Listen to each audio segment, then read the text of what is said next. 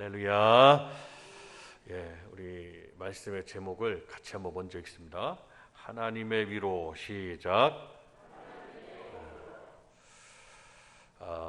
우리 옆에 계신 분을 한번 보시면서 참 잘 오셨습니다, 이렇게 말씀해 주시면 좋겠습니다. 시작.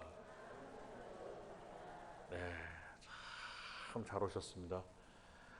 오늘 함께 예배 드리시는 우리 온 성도님들에게 하나님의 크신 은혜가 넘치시기를 주님의 이름으로 축원을 드립니다. 오늘 하나님의 위로, 오늘 이 말씀이 정말 우리 교회와 이 죄악된 세상에서 믿음을 지켜나가는 우리 성도님들 한 분 한 분과 그리고 그 가정에 하나님의 크신 위로의 메시지가 되시기를 축원을 드립니다. 기독교 역사에서 가장 중심에 있는 사건을 꼽으라면 그것은 바로 예수 그리스도의 탄생입니다. 구약 성경은 예수 그리스도를 예언합니다. 그리고 그 예언이, 예수 그리스도의 탄생이, 그 예언이 이루어집니다. 그리고 예수님은 유대 땅 베들레헴에서 태어나셨고 그 구약의 수천 년 동안의 그러한 메시지, 메시아의 탄생의 구원에 관한 메시지를 이제 이루셨습니다. 그리고 예수님의 그 탄생은 이제 신약 성경에 기록된 대로 그 예수님의 탄생으로부터 시작된 예루살렘 교회로부터 시작된 교회들의 지금까지에 이르러서 예수님 탄생 후 2000년 동안 많은 교회들이 생겼는데 그때로부터 시작해서 예수님을 증거하고 있는 그러한 말씀으로 구성되어 있습니다. 중심에, 신약 성경과 구약 성경의 가장 중심에 바로 예수 그리스도의 탄생이 있는 것이죠. 그리고 그 탄생은 곧 예수님의 고난받으심으로, 그리고 예수님의 이제 죽으심으로, 그리고 부활하심으로, 그리고 그 주님의 그 사역, 주님의 그 공생애를 증거하는 것으로 정확하게 구분되어 있습니다. 그러니까 예수님의 탄생이 있었기 때문에 고난도 있었고 죽으심도 있었고, 죽으심이 있었기 때문에 부활하심이 있다. 그러니까 예수님의 탄생과 그리고 고난받으심과 죽으심과 예수님의 부활하심은 곧 누구를 위한 것이냐? 자신을 위한 것이 아니라 곧 저와 여러분들 포함한 온 인류를 위한 예수님의 그러한 생애셨다라는 것을 성경은 예언하셨고 이루셨고 증거하시고 계십니다. 아주 간략하게 이 성경의 말씀을 요약했습니다. 그러면 그 사건 속에, 그 중심에 있는, 성경의 역사의 중심에 있는 사건 속에 예수님이 태어나시기 전에 있었던 일련의 사건입니다. 즉, 예수님은 우리가 늘 동정녀 마리아에게서 나시고, 우리가 신앙의 고백을 하듯이 이는 성령으로 잉태되셨고 동정녀 마리아에게서 나셨다라는 신앙의 고백이 있습니다. 그래서 기독교는 예수님의 탄생을 동정녀 탄생설 이렇게 정의하고 동정녀 탄생설을 믿는 믿음이 있습니다. 그러니까 그 예수님이 동정녀 탄생설이라는 그 사건에 지금 오늘 읽으신 이 말씀이 이제 전개가 되어지고 거기에 따르는 요셉의 정혼한 남편 마리아의, 요셉과 마리아, 예수님의 육신의 부모지요. 부모님, 예수님을 양육한 분들입니다. 낳고, 마리아는 예수님을 낳았지만 하나님께서 성령으로 잉태케 하시고 마리아의 몸을 빌어서 예수님을 탄생시키신 겁니다. 그럼 요셉은 뭐냐? 요셉은 예수님을 장성하기까지 기른 분이란 말이에요. 육신의 부모라고 봤을 때 예수님이 탄생하시기 전에 바로 요셉에게 나타났던 하나님의 그런 섭리와 메시지인 겁니다.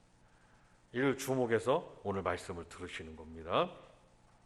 요셉은 당연히 마리아의 정혼 기간이 있습니다. 그리고 결혼이야 합니다. 그러면 그 정혼 기간에는 두 분이 같이 이제 살기는 하나 같이 방을 쓰지 않습니다. 당연히 이는 분리되어져 있는 그런 상황이에요. 부부가 하나가 되지 못한 겁니다. 아직까지는.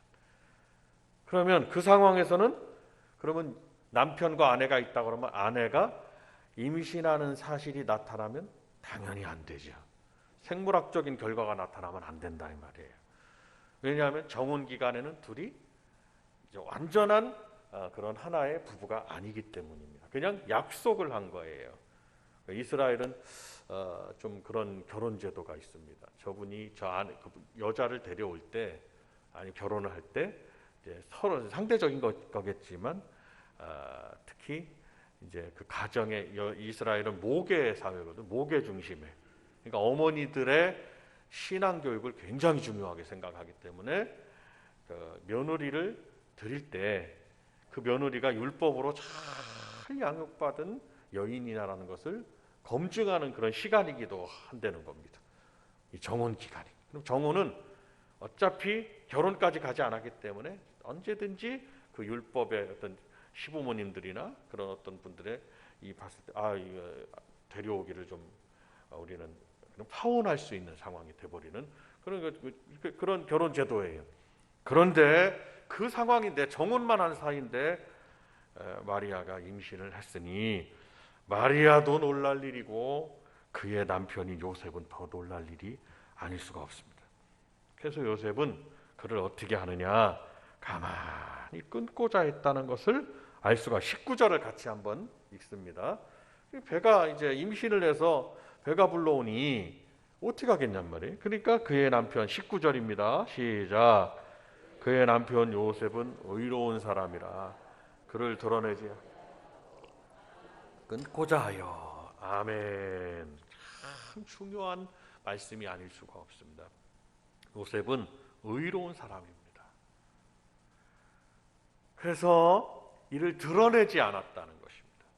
그리고 가만히 그냥 끊고자 했어요. 그러니까 일을 크게 만들지 당연히 정혼한 여인이 결혼을 하지 않았는데 아이가 임신되어져 있다면 이는 율법으로 그는 심판을 받아야 되는, 마리아는 심판을 받아야 되는 상황이란 말이에요. 그러니까 이 상황이 이제 닥쳐진 겁니다. 그런데 요셉은 의로운 사람이라 가만히 끊고자 했다라는 것입니다. 그리고 파혼을 이제 생각하고 있었던 겁니다. 그랬을 때 이제 20절의 말씀입니다. 20절의 말씀 다시 한번 같이 읽습니다. 시작. 이 일을 생각할 때 사자가 현몽하여 이르되 다윗의 자손 요셉아 내 아내 마리아 데려 무서워하지 말라. 그에게 잉태된 자는 성령으로 된 것이라. 아멘. 주의 사자가 꿈에 나타납니다. 그 아기가 성령으로 잉태되었다는 사실을 그는 그 메시지를 받게 됩니다. 그 메시지를 받자마자 요셉의 고민과 갈등은 그 자리에서 해결되게 됩니다. 그런데 꿈에 천사가 나타나서 한마디 했다고 해서 그 갈등이 해결될 수 있는 요소가 상황이 아닐 수가 있습니다. 왜 그러냐? 도저히 마리아가 성령으로 잉태되었다는 그 사실을 믿는 믿음이 아니라면 이 상황이 납득하기 어렵다 이 말씀입니다. 그러니까 우리 교회 안에서의 하나님의 말씀은 우리의 이성과 지성이 필요할 때도 있지만 가장 상위에 있어야 되는 것이 뭐냐? 무슨 안경을 껴야 되느냐? 믿음의 안경을 껴야 된다는 거예요. 다 같이 한번 따라 하십니다. 믿음의 안경. 시작. 믿음의 안경을 끼고 말씀을 보는 것이 굉장히 중요한 거예요. 근데 요셉은 믿음의 안경이 끼어져 있었던 사람입니다. 그것이 바로 우리가 읽으셨던 요셉은 의로운 사람이라. 그 의라는 게 무엇일까요? 의라는 한자를 보면은 한자 예전에는 이 성경이 관주 성경으로서 이 한자로 표기될 수 있는 것은 다 한자로 표기되어 있었습니다. 조사만 빼놓고 의가를 뭐 이가 뭐 이런 거 빼놓고는 한자가 있었거든요. 뭐 영명 이런 거 빼놓고는요. 오를 의자를 보면은요, 오를 의자 그것을 한번 구분해 보면 위에 두 자로 구성되어 있습니다. 위에 부분은 여러분들이 한번 나중에 한번 찾아보세요. 위에 부분은 양양입니다. 양할 때 양고 밑에 부분은 나아자가 있습니다. 나아자와 양양이 합쳐져서 오를 의자가 된 거거든요. 그러면 옳다는 의미의 한자적 해석을 한번 보면 성경에서 옳다는 의미의 뜻은 내가 어린 양을 모시고 있는 것이다 라는 것입니다. 어린 양의 다스림을 받고 어린 양을 내가 모시고 있는 거예요. 그것은 무엇을 말씀합니까? 이 옳다는 것에는 예수 그리스도를 모시고 있는 것이다. 즉 믿음 안의 사람이 옳은 사람이다 라고, 의로운 사람이다 라고 말씀을 드릴 수가 있다 이 말씀입니다. 그러면 오늘 이 읽으신 이 말씀 속에 우리는 우리 성도님들 요셉과 같이 의로운 성도들, 요셉과 같이 의로운 성도들이 되어야 된다라는 것을 오늘 염두에 두시고 말씀을 들으시는 겁니다. 요셉은 믿음의 사람이었기 때문에, 즉 의로운 사람이었기 때문에, 말씀 안에서 옳은 사람이었기 때문에 하나님의 말씀을 말씀으로 받을 수가 있었던 것이고, 그 말씀을 받다 보니까 생물학적인 이유, 어떤 그 시대의 어떤 이유, 뭐 이런 어떤 이유가 다 믿음으로 하나님이 주시는 그 말씀을 받을 수가 있었던 거예요. 우리 성도들도 상당히 그러한 부분이 필요해요. 하나님 말씀을 듣고 읽고 보고 이 말씀을 지켜가는 데 있어서는 반드시 요셉과 같이 이러한 믿음이 필요하다라는 것을 오늘 말씀을 드리는 것입니다. 요셉은 자신이 율법대로 행하는 데는 매우 꺼리낌이 없었습니다. 왜냐?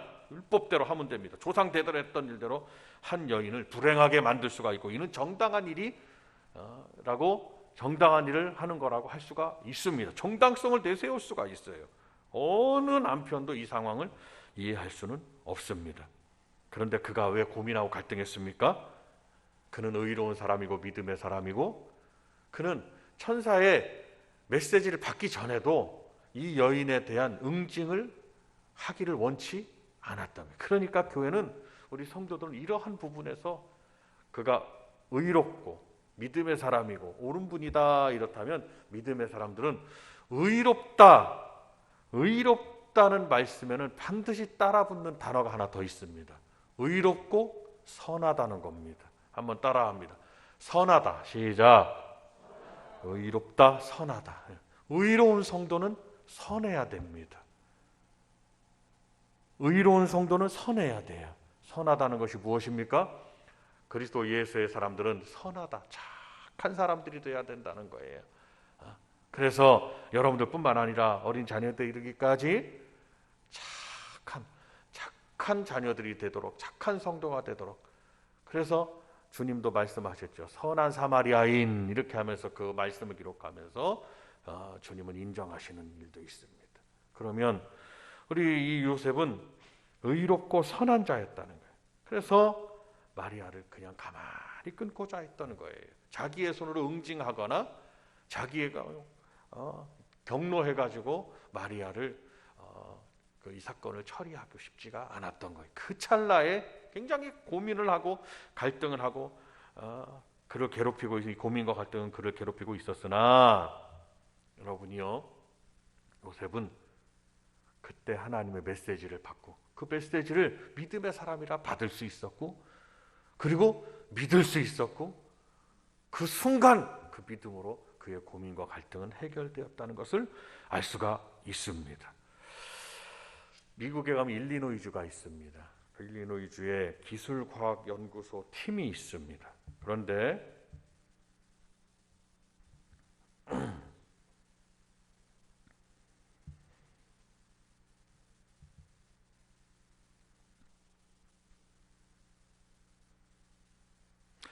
그 기술과학연구소 팀에 그 팀들이 무엇을 발견을 했냐면 인간이 그 냄새를 풍기는데 30요속 종류의 냄새를 풍긴다고 연구를 해서 발표를 했습니다. 인간이 만지는 것에 지문이 남게 되는 것처럼, 지문이 다 남잖아요. 그것처럼 한 인간이 지나가는 곳에는 그의 체취가 남게 된다는 것을 발표를 했어요. 그것을 뭐라고 그러느냐? 취문이라고 합니다. 취문. 그러니까 사람은 만져지는 곳에 흔적이 남고, 왜 범죄, 과학, 수사 다 지문을 다 하고 우리가 다 지문이죠. 지문은 똑같을 수가 없어요. 어떤 사람의 지문은 다 다르게 하나님 만들어 놓으셨잖아요. 그의 흔적이 있습니다. 냄새도 그렇다는 거예요. 그러면 우리가 이런 말을 잘 씁니다. 그리스도의 향기, 그리스도인들의 이 향기는 뭐냐? 우리 크리스천들이 내뿜는 향기는 과연 그 취문은 어떤 것이어야 되느냐라는 믿음 안에서의 질문들을 항상 하고 있습니다.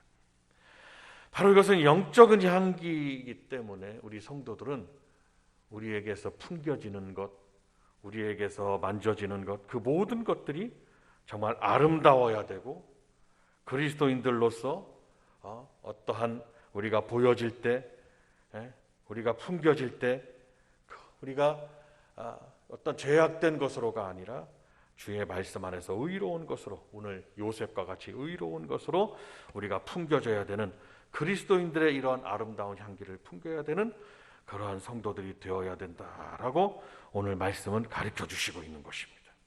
이 세상은 이제 오늘 하나님께서 믿음의 사람 요셉을 하나님은 천사를 보내서 위로하시듯이, 이는 전적인 위로였습니다. 믿음의 사람에게 향한 하나님의 위로의 역사였습니다.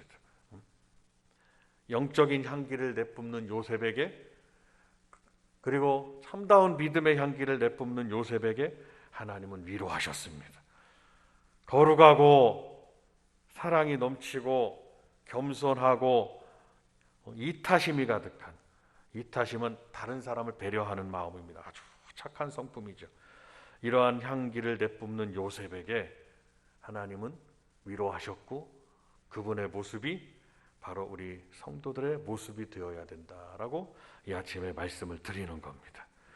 우리가 이 세상을 살아가면서 우리가 원하든지 원하지 않든지 여러 가지 상황을 접할 수가 있습니다.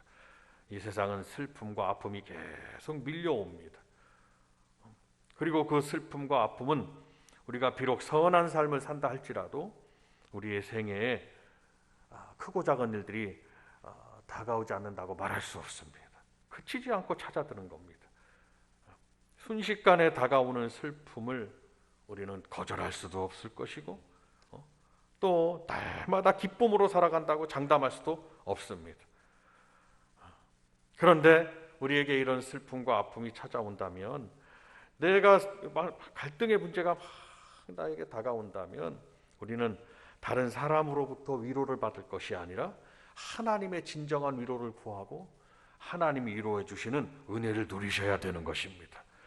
세상이 주는 어떠한 위로도 우리에게는 참된 평안을 불러올 수가 없게 됩니다. 하나님의 위로만이 우리에게 진정한 평안을 주신다는 사실을 믿으시기를 바랍니다. 아무리 나를 괴롭히는 갈등의 요소도 주 하나님의 위로로 우리는 그 순간 해결될 수가 있다는 사실 또한 우리는 믿으셔야 할 것입니다. 내 힘과 내 능력으로, 내 힘으로 살아가려고 하지 마시고 하나님이 역사하시는, 하나님이 도와주시는 그 힘과 능력으로 살아가는 저와 여러분들이 되시기를 바랍니다. 하나님의 참된 평안과 위로는 우리에게 참으로 안식을 줍니다. 그래서 우리가 주님 앞에 나올 때는요, 한 주간 동안에 사시다가 어떠한 문제들이 막 있을 수가 있습니다.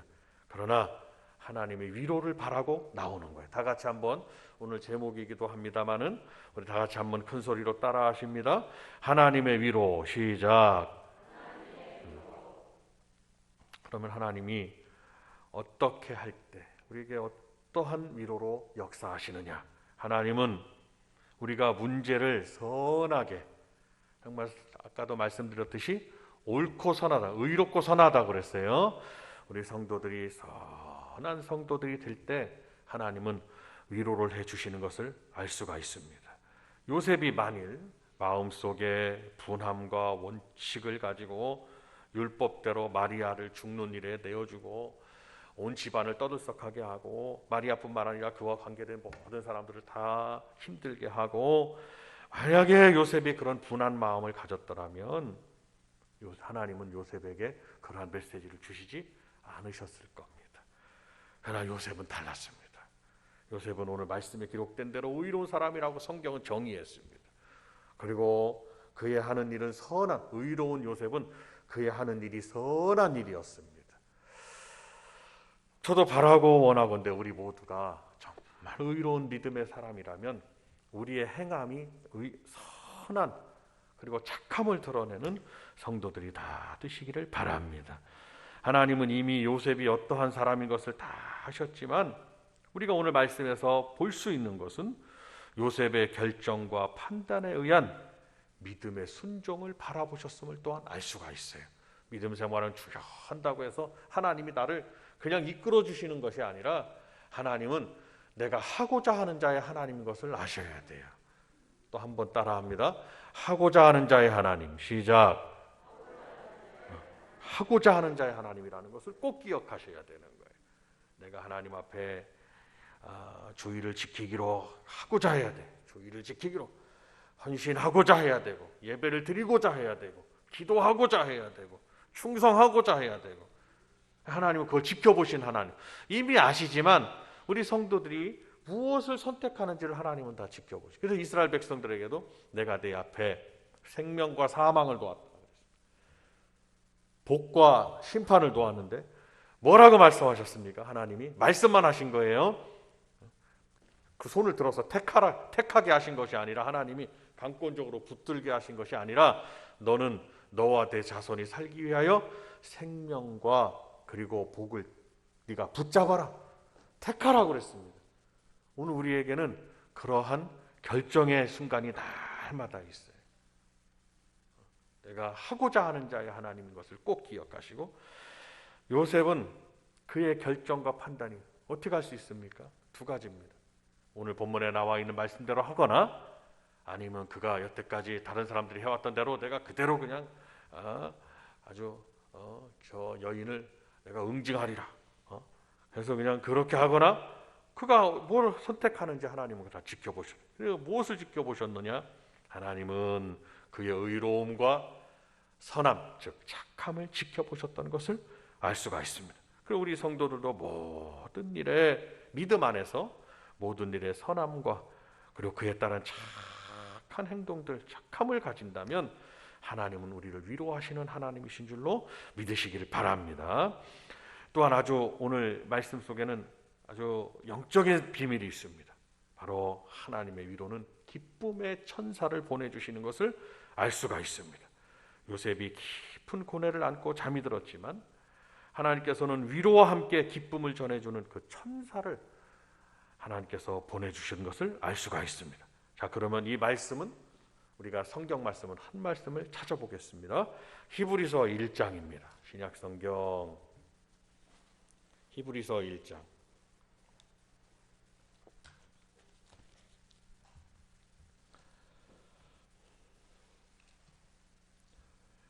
14절입니다. 천사는 어떤 존재냐라는 것을 우리는 오늘 생각해 보아야 됩니다. 히브리서 1장 14절 찾으신 줄로 알고 함께 읽겠습니다. 시작. 모든 천사들은 섬기는 영으로서 구원은 받을 상속자들을 위하여 섬기라고 보내심이 아니냐. 아멘. 천사에 관한 정의가 여기 히브리서 1장 14절에 명확하게 있습니다. 천사는 하나님이 부리는 영이십니다.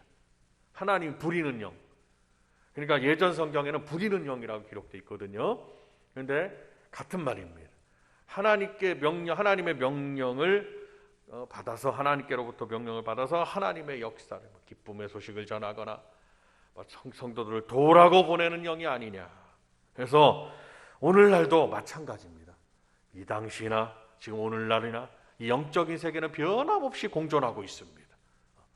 우리 성도들은 영적 생활을 하는 영적 생활, 천국을 보이지도 아니하는 천국을 우리는 바라보고 있고, 가보지도 않은 천국을 바라보고 있고, 그리고 내가 이 육신의 삶을 다하면 이제 나의 영혼 하나님 나라 가리라 라는 소망을 가지고 살고 있어요. 영적인 일을 하고 있다면, 지금도 우리의 주일날 예배드리거나 신앙생활은 영적인 일이라 이 말씀이에요.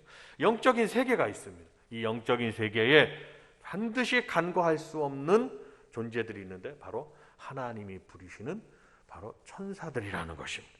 하나님은 천사를 보내사 요셉을 위로하셨습니다. 그 말씀을 전하게 하셨고, 그래서 오늘날도 이 천사들은 우리 성도들의 삶 속에서 위로하고 돕고, 우리 성도들이 굳건하게 믿음을 지켜나갈 수 있도록 돕는 존재라는 사실을 또한 믿으셔야 돼요. 그래서 우리가 오늘 하나님의 위로는 천사들의 역사로 나타나는 경우가 있다라는 것을 꼭 기억하고, 우리 하나님의 크신 위로가 저와 여러분들에게 있으시기를 바랍니다. 하나님은 그리함으로 우리들을 축복의 자녀로 일깨워 주시는 것을 알 수가 있습니다. 우리는 항상 하나님의 은혜와 하늘의 축복 속에 있습니다. 그러나 우리는 이 순간순간 우리는 이를 망각하고 살아가는 것을 우리는 종종 우리의 삶 속에서 항상 내가 축복의 사람이라고 생각하고 살아야 되는데 망각하고 산다는 것을 우리는 알 수 있습니다. 그래서 우리는 마치 때로는 어려움이 닥치면 하나님의 자녀가 아닌 것처럼 그렇게 생각하는 분들도 있다는 겁니다. 그러나 여러분이요, 우리가 예수님을 영접하고 하나님의 자녀들인 우리들은 하나님의 축복 속에 하나님이 도와주시는 하나님의 자녀인 것을 믿으시기를 바랍니다.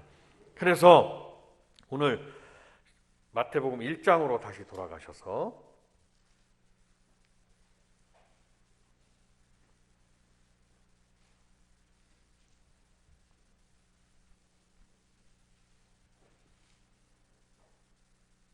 20절을 우리가 보시면, 20절 제가 읽겠습니다. 여러분도 눈으로 보세요. 이 일을 생각할 때에 주의 사자가 현몽하여 이르되 다윗의 자손 요셉아, 한번 다 같이 따라합니다. 다윗의 자손 요셉아. 그것이 굉장히 중요한 말씀이에요. 다윗의 자손 요셉아 라고 외쳐 부른 이유가 무엇이겠습니까? 축복의 사람 다윗의 자손 요셉아, 너희 가정에서 메시아가 나신다 라고 말씀하는 겁니다. 축복의 사람 다윗의 자손, 그 요셉을 그렇게 일깨워 주는 거예요. 하나님의 부리는 영 천사가 그에게 말하는 겁니다. 너의 가정에서 메시아가 나시는 것이다. 그 메시아는 성령으로 잉태된 것이다 라고 말씀을 하고 있는 것입니다. 축복의 사람인 것을 깨우쳐 주는 겁니다. 성도 여러분, 우리 성도들도 오늘 마찬가지예요. 내가 축복의 사람인 것을 깨달으셔야 되는 거예요. 우리 박수 한번 하면서 따라합니다. 축복의 사람, 시작. 우리 성도들은 축복의 사람이에요. 하나님이 내려주시는 축복 속에, 하나님의 복 속에 살고 있어요. 아름다운 하나님의 자녀입니다. 이 변함없는 사실을 우리는 깨달아야 되는데, 이것이 하나님의 큰 위로인 것을 믿으시기를 바랍니다.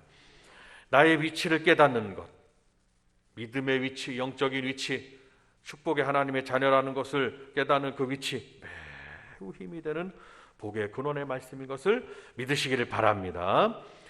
마지막으로 하나님의 위로는 우리의 슬픔을 기쁨으로 바꾸어 주시는 겁니다. 저에게 잉태된 자는 성령으로 된 것이라. 이게 과연 이 말씀이 우리가 이 세상에서 일어날 수 있는 일입니까? 성령으로 잉태됐다니, 이거 어떤 그러나 하나님의 말씀은 성령으로 잉태되었다는 것이고, 성령으로, 우리 주님은 정말 성령으로 잉태된 겁니다. 그래서 마리아를 동정녀 마리아라고 하는 것입니다. 천사가 그의 꿈속에 나타남으로 인해서 성령으로 잉태된 것이라니 계시, 실로 이는 믿음의 사람만이 받을 수 있는 메시지입니다. 그래서 제가 서두에도 말씀드렸듯이 우리 성도들은 항상 믿음의 눈을 열고 있어야 하고, 믿음의 귀를 열고 있어야 하고, 이에 따라 믿음의 입술을 여셔야 됩니다. 우리가 보는 것이 믿음으로, 그리고 듣는 것이 믿음으로, 그리고 말하는 것이 믿음으로, 믿음으로는 굉장히 중요한 의미입니다. 믿음으로. 우리 복된교회 성도님들은 정말 믿음의 사람이 되시기를 축원을 드립니다. 오늘 요셉이 하나님의 크신 위로 속에 있게 된 것은 그가 믿음의 사람이었기 때문이에요. 그의 마음은 그 순간 슬픔에서 기쁨으로 바뀌는 역사가 있어요. 우리도 그것을 많이 체험합니다. 하나님 앞에 기도하고 믿음으로 생각하고 믿음으로 말씀을 읽고 믿음으로 말씀을 들으면 순간 나의 마음이 기쁨이 밀려오는 것을 알 수가 있습니다. 주님은 우리의 괴로운 상황에서도 그것을 놀라운 기쁨으로 변화시켜 주시는 위로를 베푸신다는 것을 믿으시기를 바랍니다. 이것은 믿을 때 가능한 일이에요. 그래서 히브리서 11장 6절에도 믿음이 없이는 하나님을 기쁘시게 할 수 없느니라 라는 말씀을 하시고 있습니다. 우리의 믿음은 하나님의 역사를 불러옵니다. 우리의 믿음은 오늘 본문의 제목처럼 하나님의 크신 위로를 불러오는 줄로 믿으시기를 바랍니다. 성도 여러분, 우리는 비록 연약할지라도 육신은 참 연약하죠.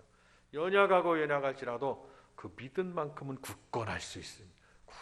굳건한 믿음을 갖는 우리 복된 교회 성도님들이 다 되시기를 바랍니다. 굳센 믿음을 가지셔야 돼요. 어떠한 상황에서도 흔들리시면 안 됩니다.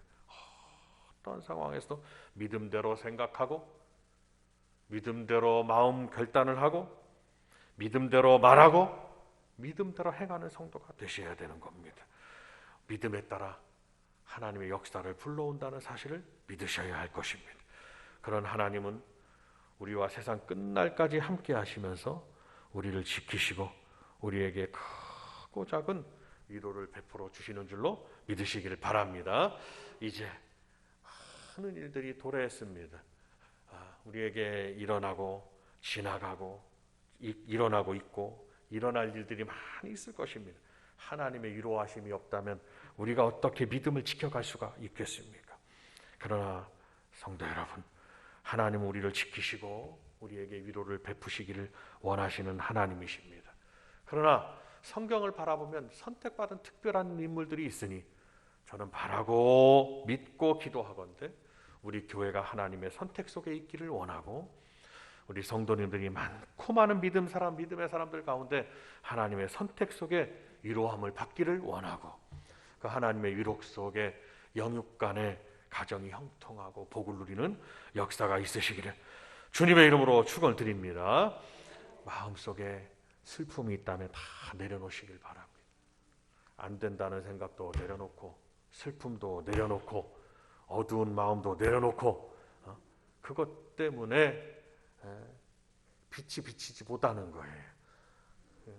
구름이 껴져 있는 것처럼 다 내려놓고 가시고 이 성전 문 밖을 나가시면서 오늘 말씀 들으셨으니까 밝게 생각하시고 소망으로 생각하시고 하나님은 나의 하나님이십니다. 다 같이 한번 따라하시죠. 하나님은 나의 하나님이십니다. 시작. 한 번 더 큰 소리로 말씀합니다. 하나님은 나의 하나님이십니다. 시작. 그래, 다윗이 그랬단 말이에요. 우리의 힘이신 여호와여 이렇게 말씀 안 했단 말이에요. 한 나라의 왕이 공동체적 의식을 가져야지 어떻게 이 나라의 하나님 이렇게 말씀드리는 게 아니라 다윗이 뭐라고 고백을 했느냐? 나의 힘이 되신 여호와여 내가 주님을 사랑하나이다 하면서 나의 하나님이라고 했다. 나의 하나님. 박수 한 번 하면서 나의 하나님. 시작. 하나님은 나의 하나님이시니까 밝게 생각하시고 기쁘게 생각하시고 하나님 주시는 기쁨과 위로로 가득 채워서 안 된다고 걱정하고 지금 현재 일도 우리가 지금 이 문제를 기도하고 해야 되는데 1년 후에 6개월 후에 1년 후에 내일 일 저쪽 걱정을 끌어다가 지금 여기서 하고 있으면 되냐 이 말이 지금 미래의 걱정을 끌어다가 지금 여기 하고 있어요. 그 주님 뭐라고 그랬습니까? 내일 일은 내일 염려할 것이요 한날의 괴로움은 그날에 족하니라. 가난할 걸 걱정하고 아플 걸 걱정하고 망할 걸 걱정하고 미리 그렇게 될 걸 걱정하시면 안 된다는 거예요. 하나님의 사람들은 지금 하나님의 역사가 나에게 있고 지나왔던 일들을 생각하고 하나님의 역사를 바라고 감사하고 그걸 믿고 나아가셔야 되는 거예요. 세상 사람들은 미리 걱정을 합니다. 내년이 어떻게 되며 회사가 어떻게 되며 나라가 어떻게 되며 막 걱정 미리 걱정을 막 합니다. 그러나 하나님의 위로가 있는 하나님의 백성들은 하나님은 나의 하나님이시기 때문에 슬픔도 기쁨으로 바꿔주고 좌절도 절망도 소망으로 바꿔주시고 하나님의 역사, 가난한 자가 가난이 부과되는 역사가 있는 것이고 우리는 이를 바라고 나아가셔야 되는 오늘 말씀을 잘 생각하고 하나님의 위로가 저와 여러분들에게 있으시기를 바랍니다. 우리 다 같이 통성으로 주여 한번 부르시고